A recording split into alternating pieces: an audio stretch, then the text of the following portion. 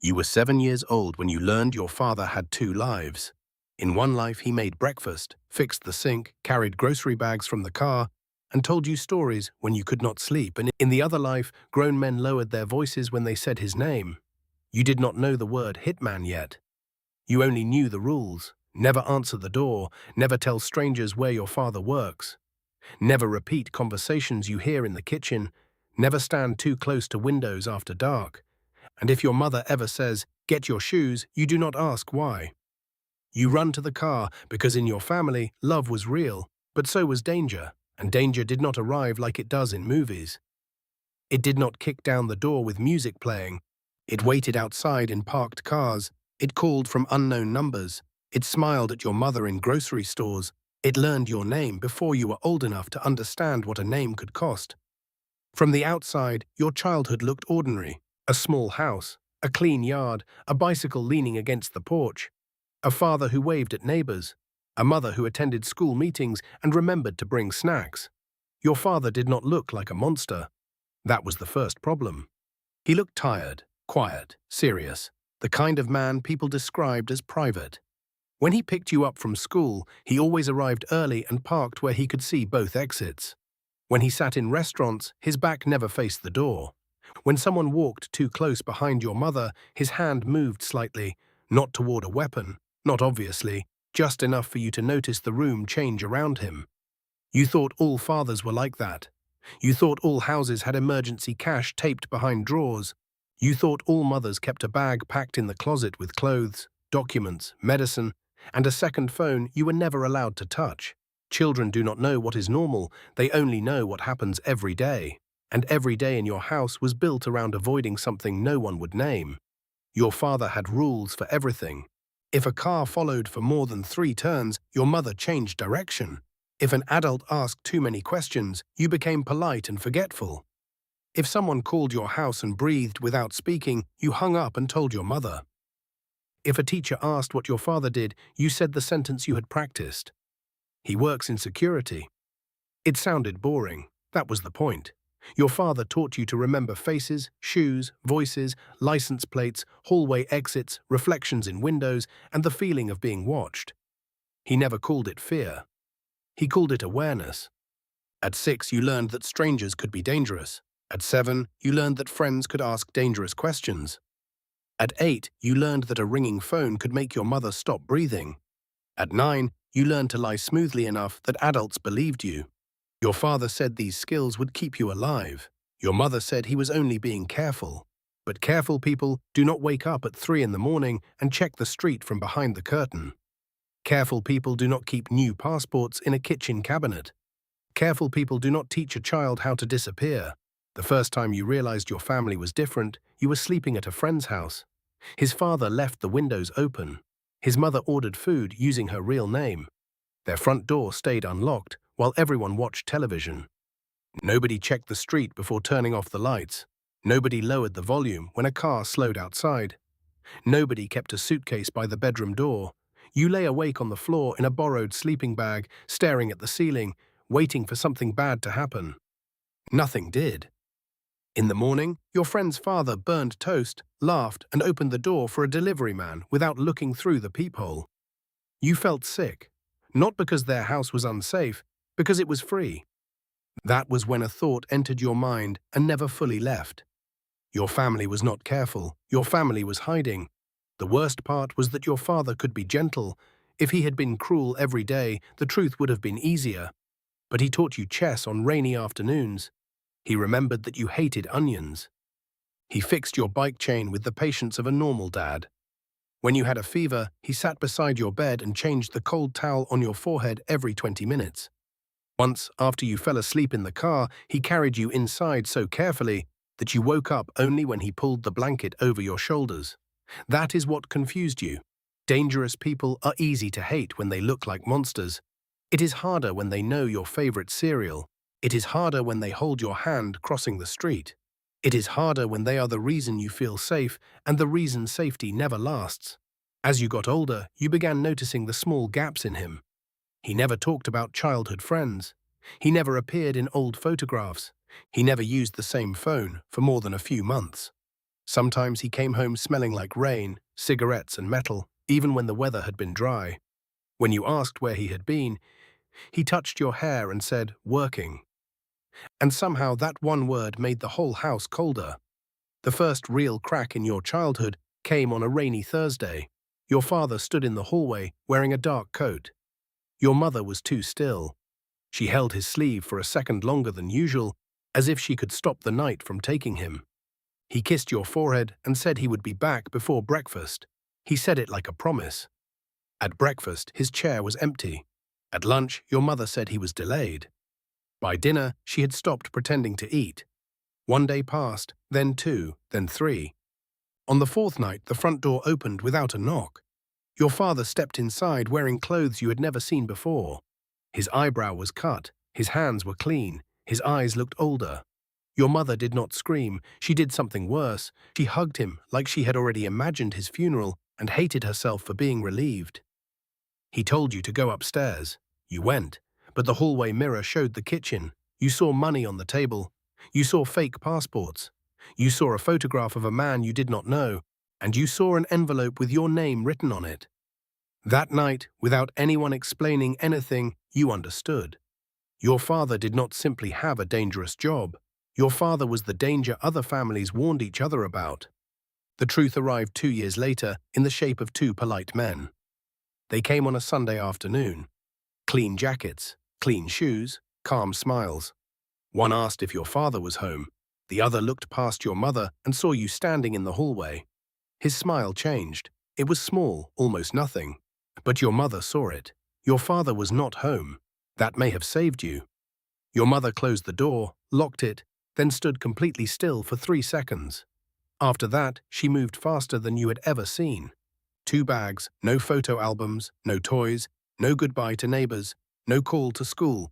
She took the emergency cash, the documents, the second phone, and the envelope with your name on it.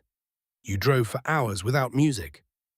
Every time headlights appeared behind you, your mother changed lanes. Every time a car stayed too long, she took an exit. At a cheap motel beside a highway, under a flickering light, she finally told you the sentence that split your life in half. Your father gets paid to kill people. For a few seconds, your brain refused to accept it. Your father made pancakes. Your father bought medicine when you were sick. Your father knew how you liked your eggs. But that was the terrible truth. The same hands that protected you could destroy someone else's family. And now those families, those enemies, and those secrets were connected to you. Not because you chose them, because you were his son. After that night, you stopped being a normal kid. You became a secret that needed protection. You changed schools, then changed again. You learned not to make close friends because close friends ask where you used to live. You learned not to appear in photos because photos travel farther than people think. You learned that birthdays could be moved, names could be changed, and a home was only temporary. Your father tried to become softer with you. That almost made it worse. He asked about homework. He bought you books. He sat beside you in silence like a man trying to remember how ordinary fathers behave. One evening, you asked him the question that had been growing inside you for years. Are you a bad person? He did not answer quickly. That pause became the answer. Finally, he said, I did bad things so you could have a good life. But you were old enough to know the truth. You did not have a good life. You had a hidden life. A life behind locks, fake names, emergency bags, and conversations that stopped when you entered the room. That was when you understood the cruelest part of his world. Enemies do not always attack the guilty. Sometimes they look for what the guilty love.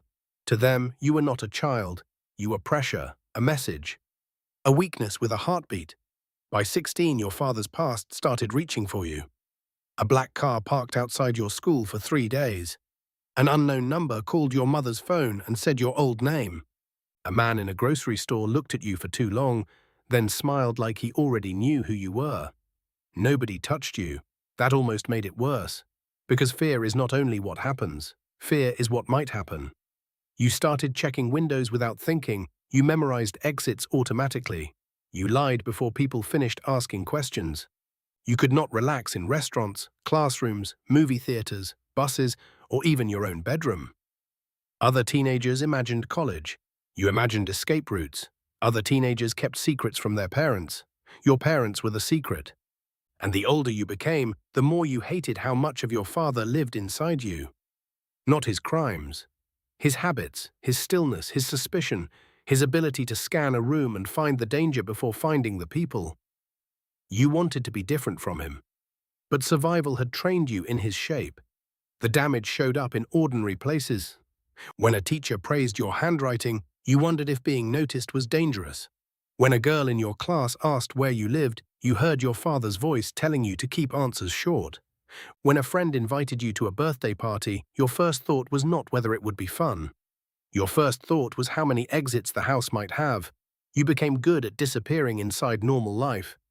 You laughed at the right moments. You learned the names of classmates. You turned in homework. You looked like a teenager. But underneath that, you were always calculating. How long had that car been parked there? Why did that man look twice? Why did your mother delete a message before you could read it? Every normal day felt like a test you had not been told you were taking. And the cruelest part was that no one outside your family could understand it. If you told the truth, you sounded dramatic. If you stayed quiet, you felt alone. So you built a version of yourself that could survive school, neighbors, police questions, fake names, sudden moves, and dinner with a father everyone else would call a criminal. That version of you was useful, but it was not peaceful. It watched everything. It trusted almost nothing, and it was still a child. At 18, your father gave you an envelope. Inside was a new identity, a new city, a bank account, a clean start. He said you could leave and never look back. But clean starts are stories people tell themselves when they are desperate. The past does not disappear. It follows quietly. You wanted to hate him. Part of you did, but another part still remembered the father who carried you to bed, taught you chess, and checked your fever with the back of his hand. That was the real punishment. Not fear, confusion, loving someone who made your life unsafe. You asked him why he never stopped. For the first time, he looked old. Men like me do not retire, he said. They disappear, go to prison, or get found. 3 months later, he was found. Not by police, by someone from the old world. You never saw what happened. You only saw your mother sitting on the kitchen floor with a phone in her hand, frozen before the crying started. Your father was gone, but the fear stayed. Stories usually remember men like your father as legends, criminals, ghosts, or monsters. But they rarely remember the children. In real organized crime cases, families often carry punishment for choices they never made. Some children grow up surrounded by money and guards, but never safety. Some are pulled into the same networks because the family name becomes a trap. Some run from that name for the rest of their lives. Some testify, vanish into witness protection, and learn to become someone else before they are old enough to understand who they were. That is the part movies skip. The child at the dinner table, the mother watching the road, the school records under different names, the birthday photos that cannot be posted, the friendships abandoned without explanation, the habit of lowering your voice when someone asks about your father, the fear that becomes so normal you mistake it for personality. Your father's world did not end when he died. It became the silence inside you. It became the way you sit facing doors. It became the way you keep cash in your apartment. It became the way you never fully believe good things are permanent. So what if you were born as a hitman's son? You would not inherit power. You would inherit a locked door. You would learn that love can be real and still ruin you. You would learn that a father can protect you from danger while being the reason danger knows your address. You would learn that some family secrets are not buried in the past.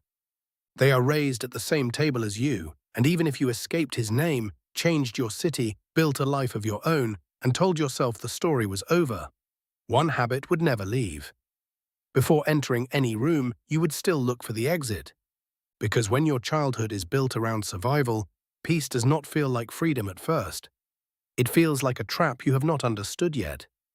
If you want another dark life story, subscribe. Because next time, you might be born into something even harder to escape.